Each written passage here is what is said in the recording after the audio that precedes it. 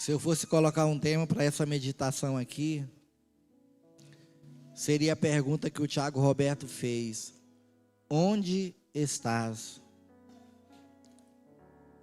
Nós podemos estar localizados em dois lugares, em dois mundos. Lá em Hebreus capítulo 11 diz que os mundos pela palavra de Deus foram criados. Que mundos foram esses? Foi o mundo natural e o mundo espiritual. Então nós, todo ser humano, ele tem uma localização no mundo natural e no mundo espiritual. Então, lá em Gênesis capítulo 3, quando o homem peca,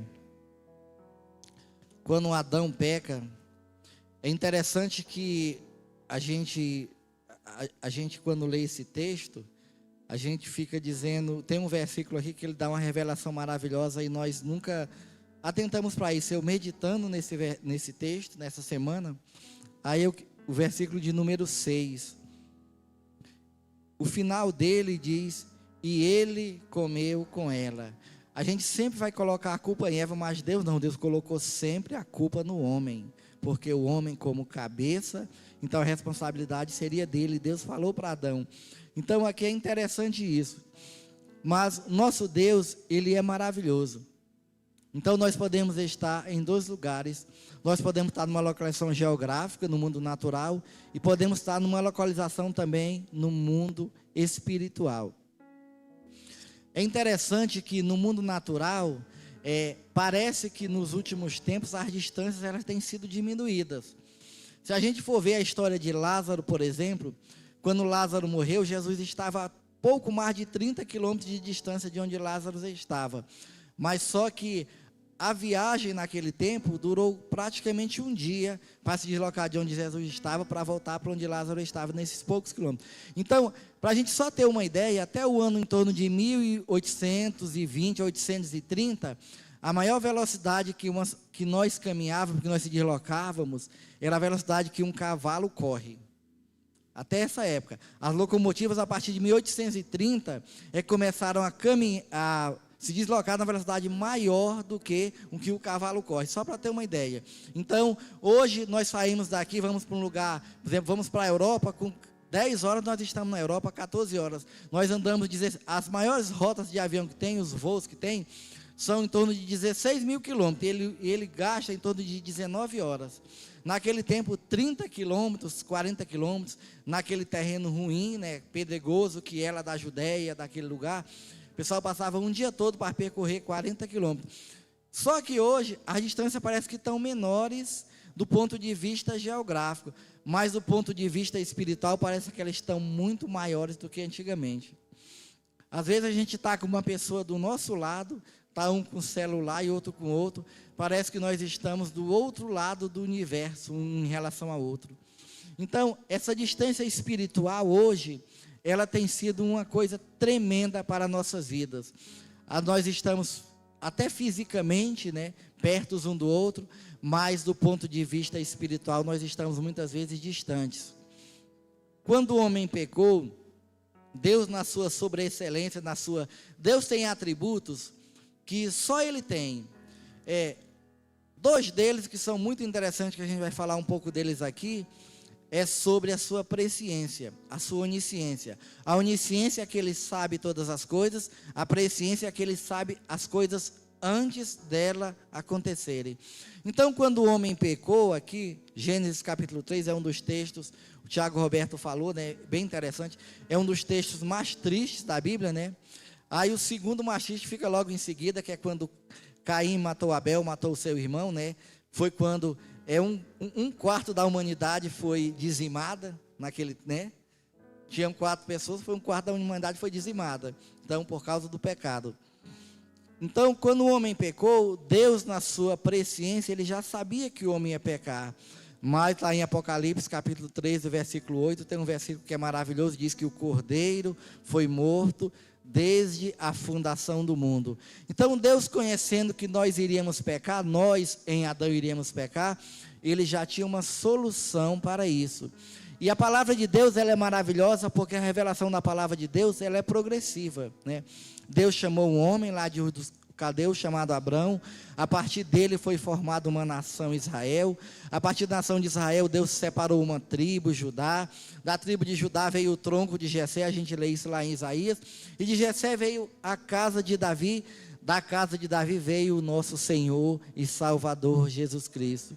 Então, Deus ele foi se revelando aos poucos na sua palavra, o projeto que ele tinha de restaurar a humanidade. Isso é maravilhoso, e é por causa desse projeto maravilhoso que nós estamos aqui, lavados pelo sangue do Cordeiro, o Cordeiro que morreu antes da fundação do mundo, porque para nós, o nosso tempo aqui nessa terra, ele é muito curto, mas Deus que é eterno, ele ora para nós como fosse um ponto na eternidade. Nós podemos viver 100 ou mais de 100 anos, mas nós somos um ponto nesse tempo que Deus estabeleceu. Então, amados, do ponto de vista local, nós podemos estar, natural, nós podemos estar em muitos lugares. E muitas vezes nós mesmos como cristãos, né, foi até falado aqui, parecia que Deus já ia preparando aquilo que a gente tinha que falar. Muitas vezes nós estamos em lugares que não agradam a Deus. Lugares do ponto de vista físico que não agradam a Deus. Isso muitas vezes, isso vai interferir na nossa posição espiritual. Então essas duas posições que nós temos enquanto cristãos, o mundo natural e o mundo espiritual, eles se entrelaçam, eles se relacionam. Muitas vezes uma atitude minha no mundo natural vai interferir na minha comunhão com Deus. Então quando o homem pecou, a Bíblia diz que o homem morreu espiritualmente. Então houve uma separação entre o homem e Deus. E é interessante que a Bíblia fala, né, que Deus ele ia com Adão, né, na viração do dia, aquela comunhão maravilhosa, aquela comunhão preciosa, mas Isaías diz que o pecado faz a separação entre nós e o nosso Deus. Então o homem quando pecou, né, Adão quando pecou, a gente coloca o homem, né, porque Adão foi o homem que pecou, né, aí nós colocamos a humanidade, então todos nós pecamos em Adão e nós herdamos a natureza pecaminosa de Adão. Então quando Adão pecou, Deus ele já tinha a solução, e a solução é o nosso Senhor e Salvador Jesus Cristo. É interessante que Deus na sua presciência, ele olhou, né, lá em Isaías capítulo 53, quando Jesus está lá na cruz, Isaías está profetizando que Jesus estaria na cruz. O próprio Deus, ele diz, o trabalho da sua alma, da alma de quem? Da alma de Jesus, ele verá e ficará satisfeito. Por quê? Porque o que ele fez na cruz do Calvário, nos comprar com o seu precioso sangue, ele nos redimiu, ele nos deu a liberdade de nós de novo voltar a esse relacionamento maravilhoso com o nosso Deus. Quando Jesus disse aquelas duas palavras finais, as últimas duas que ele disse, está consumado e Pai, a ti entrego o meu espírito, foi como se o homem tivesse nascido de novo. Por quê? Porque quando o véu do templo se rasgou, foi aberto a porta do santuário para que nós tivéssemos acesso ao nosso Deus. No Antigo Testamento, o Espírito Santo, ele vinha pontualmente, ele descia sobre vidas, por um propósito específico, um dos homens que recebeu coisas maravilhosas, mas mesmo assim teve uma vida muito difícil, a gente conhece, todos nós conhecemos, uma das histórias mais conhecidas, é a história de Sansão. O Espírito vinha sobre ele, sobre Sansão, e ele fazia coisas maravilhosas, porque Deus tinha um propósito através dele. Davi, ele entendeu isso de maneira maravilhosa. Ele disse, quando pecou, disse: Senhor, não retira de mim o teu Espírito Santo. Então essa separação que foi gerada lá no Jardim do Éden, quando o nosso Senhor Jesus morreu ali na cruz do Calvário, ele nos deu o livre acesso ao Pai. É interessante que no livro de João, Jesus ele faz 7 declarações de eu sou.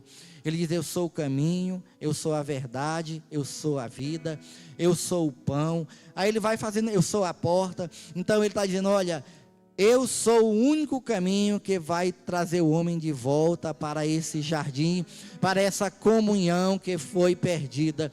Isso é deveras maravilhoso, porque João, ele trabalha Jesus como o Filho de Deus. Os outros, cada um, Marcos tem uma função de trabalhar Jesus como servo, aquele que veio para servir. Mateus, ele tem como rei. Aí Lucas tem como, fala de outra forma, mas o interessante é que Jesus, o que ele fez na cruz do Calvário, ele faz com que nós sejamos resgatados, a nossa comunhão com o nosso Deus seja resgatada. E esse texto que nós lemos aqui em Colossenses capítulo 3, em especial o versículo 3, ele nos dá uma posição especial que nós devemos estar, porque nós, os crentes, toda a humanidade, mas nós, os crentes em especial, nós temos um inimigo de nossas almas, e ele não para, ele não cansa. A Bíblia diz que ele veio para roubar, matar e destruir, mas nós temos um advogado, nós temos o Espírito Santo que intercede por nós. Então Colossenses capítulo 3, ele diz que a vossa vida tem que estar escondida com Cristo em Deus. Muitas vezes nós, na nossa caminhada, Jesus lá no Salmo 139, vou falar Jesus porque Jesus é Deus, Pai, Filho e Espírito Santo, na inspiração que teve para o salmista. No Salmo 109, versículo 16, a Bíblia diz que ele nos conhecia lá no ventre e ele tem um caminho para cada um de nós. Só que nós temos um inimigo que é enganador, e muitas vezes nós somos enganados, a humanidade tem sido enganada. Um espírito de mentira muito grande tem rodeado as pessoas nesse mundo, e muitas pessoas têm acreditado na mentira. Mas nós servimos a um Deus que ele é a verdade. Jesus disse: eu sou o caminho, eu sou a verdade e a vida. E é essa verdade que essa igreja adora, é nessa verdade que essa igreja se regozija cantando, glorificando, testemunhando, dizendo que ele é Senhor das nossas vidas aqui. E ele quer te colocar numa posição, tanto no mundo natural como no mundo espiritual, aquela posição que agrada a Deus. Muitas vezes nós, na nossa caminhada, nós estamos em posições, nós até achamos que é vitória, mas aquela posição muitas vezes não está agradando a Deus. Então nós temos que pedir sabedoria, graça a Deus, para que o Senhor nos coloque em posições nesse mundo natural que agrade a Deus. A posição no mundo natural que agrada a Deus vai nos ajudar a ter uma posição no mundo espiritual que agrada a Deus. E se você está no mundo espiritual, numa condição que agrada a Deus, dificilmente você não vai ser sucedido nesse mundo natural, a não ser que Deus tenha um propósito muito específico na sua vida. Todos nós conhecemos a história de Jó. Jó era uma pessoa que era bem sucedida em todas as coisas, só que Jó, ele teve que passar por uma situação para o inimigo entender que muitas vezes nós temos tendo uma vida de luta aqui nessa terra, mas nós somos vitoriosos, porque nós temos um Redentor que vive. E Jó entendeu isso como ninguém. Ele disse: mesmo se eu morrer, eu creio que tem um Redentor que vive e ele me levantará. Então nós temos que ter essas convicções no nosso coração e saber nos posicionar tanto no mundo natural como no mundo espiritual. Muitas vezes nós só pensamos no mundo espiritual. Isso é bom, pensar no mundo espiritual, mas só pensar não. Nós temos que estar orientados pelo Espírito Santo a ter uma posição nesse mundo natural, porque o inimigo tem usado o mundo natural muitas vezes para atingir a igreja do Senhor, com leis, com muitas coisas que são feitas no mundo natural. Sabemos que tem um inimigo por trás disso, o inimigo de nossas almas, mas a igreja do Senhor, eu enquanto servo do Senhor, eu tenho que me posicionar para essa grande batalha desses últimos dias. E nós estamos numa batalha grande, amados. O inimigo, ele tem levantado todo o seu exército e não tem parado. Por quê? Porque ele sabe que o tempo dele está acabando, e o nosso tempo está acabando aqui. Só que nós vamos ter vitória vitória, e ele já foi derrotado lá na cruz do Calvário, por aquele cordeiro que foi morto desde a fundação do mundo. Então, amados, que nós aprendamos a nos posicionar diante deste mundo, esse mundo tenebroso, esse mundo que quer empurrar muitas coisas de goela abaixo na igreja do Senhor, e nós muitas vezes ficamos omissos. O mínimo que nós temos que fazer é colocar nosso joelho no chão e dizer: Senhor, nos ajuda a guerrear essa guerra santa nesses últimos dias. O inimigo tem atacado dentro das nossas casas, tem atacado na igreja, tem atacado nas escolas, em todo lugar, e muitas vezes ele usa coisas que parecem naturais, a gente pensa que é natural, mas por trás tem um inimigo, coisas espirituais, forças malignas tremendas, que têm trabalhado contra a igreja do Senhor, contra nossas vidas e contra nossas famílias, amém?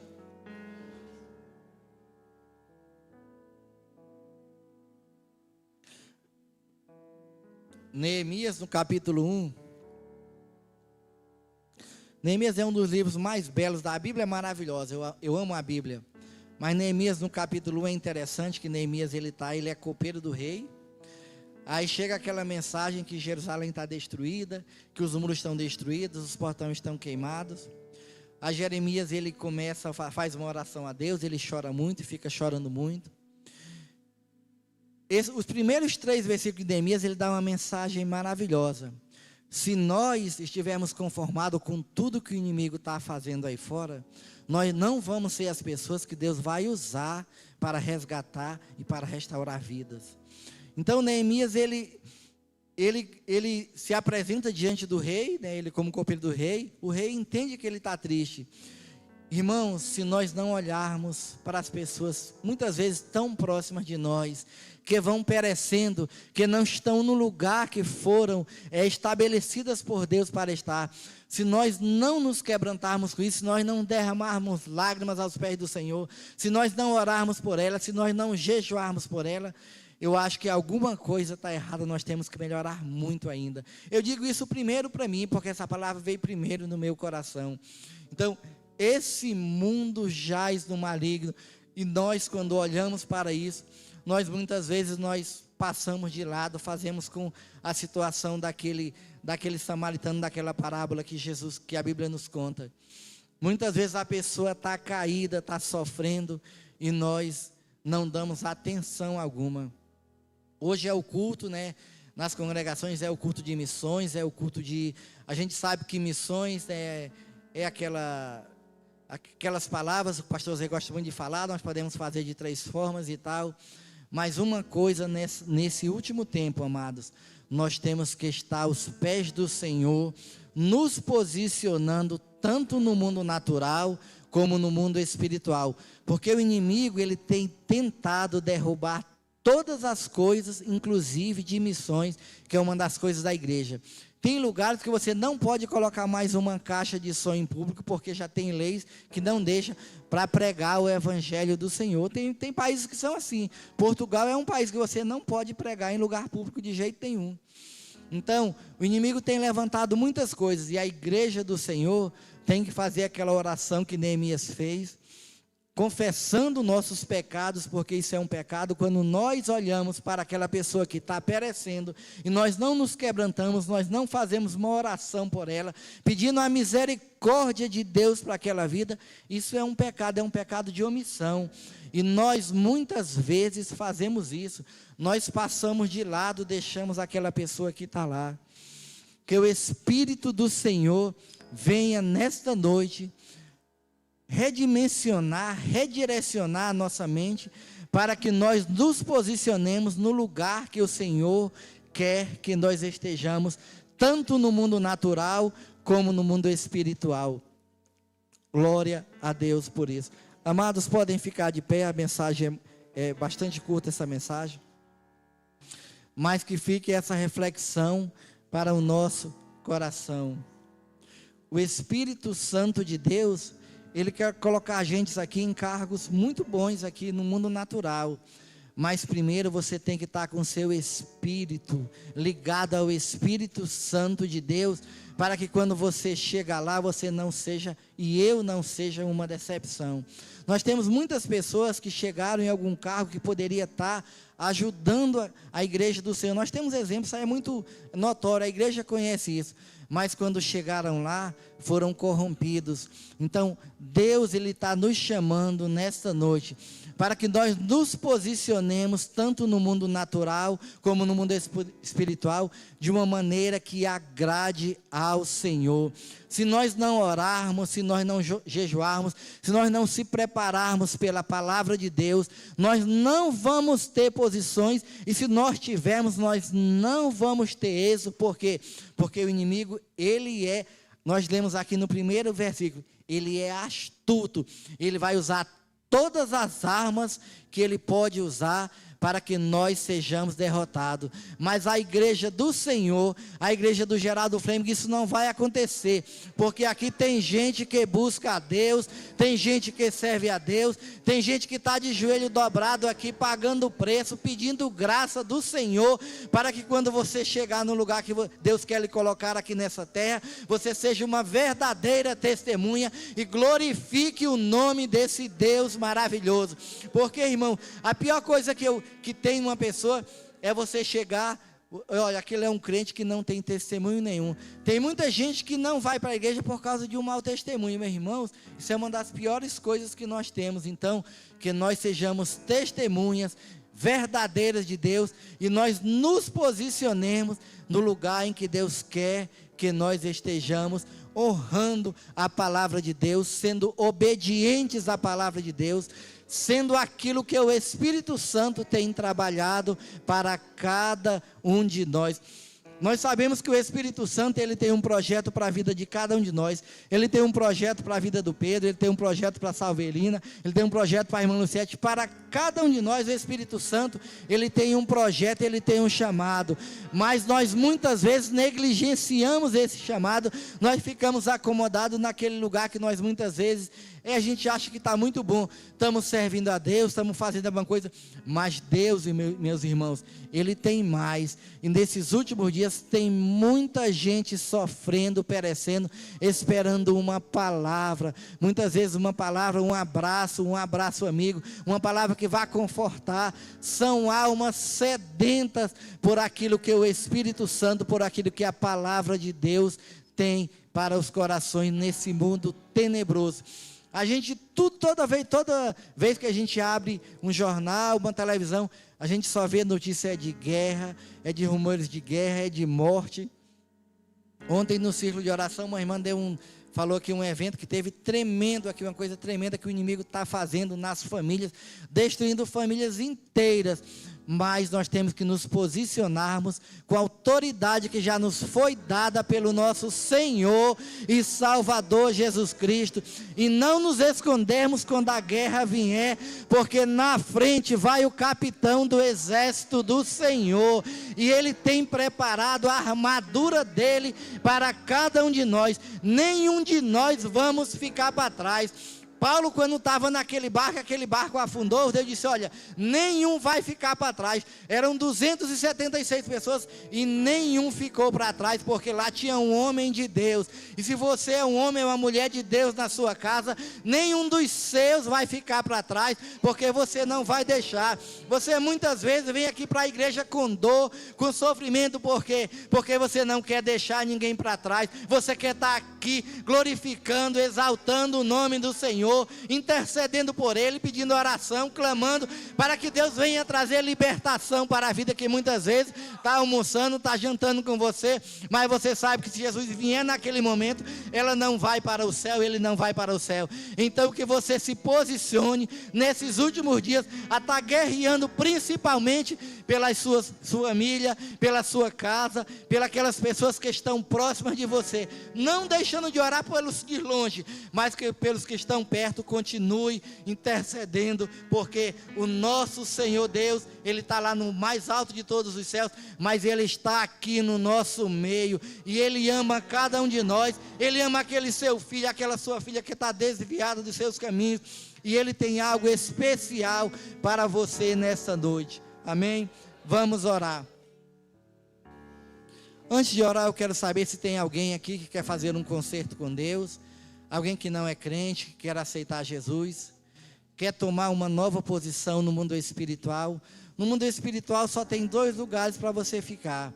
Ou você está indo nas trevas, ou você está na luz. Jesus disse que era a luz do mundo, né? Então, ou você pode vir para Jesus, ficar na luz, ou nas trevas, ficar com o inimigo de nossas almas. Não tem um terceiro lugar, são só esses 2 lugares. Então, se você ainda não aceitou Jesus, hoje é um dia aceitável. Se você quer fazer um concerto com o Senhor, quer vir aqui à frente, orar conosco, nós orarmos com você, confessando os seus pecados, pedindo perdão dos seus pecados ao Senhor. Hoje é um dia de você mudar a sua posição, não só no mundo natural, mas principalmente no mundo espiritual, e ser participante dessa comunhão maravilhosa com Deus, que Adão tinha, e que essa igreja reunida aqui tem com o nosso Deus. Amém? Se não tem, vamos orar. Pai amado, nós te damos graças, Senhor, por essa palavra que o Espírito Santo ministrou à tua igreja, meu Deus. Que a tua igreja, Senhor amado, venha se posicionar, aleluia. Oh, andale candele canda sabalai, aleluia. Elanda aquele bianda glória andala sai, aleluia. Que nós aprendamos, Pai, a estar no lugar que tu quer que nós estejamos, tanto do ponto de vista natural para levar a tua palavra, como do ponto de vista espiritual, Senhor, escondido com Cristo em Deus, no esconderijo do Altíssimo, meu Deus, para resistir, Senhor, aleluia, quando o inimigo vier com seta, com dardos, aleluia. Ó Espírito Santo de Deus, que a tua igreja nessa noite saia daqui, Senhor, com essa palavra, Senhor, no coração, o reposicionamento espiritual, que cada um de nós, Senhor, tenhamos esse pensamento no nosso coração, e que o Espírito do Senhor venha cooperar conosco, Pai, em nome de Jesus. Eu te agradeço, ó Deus. Amém.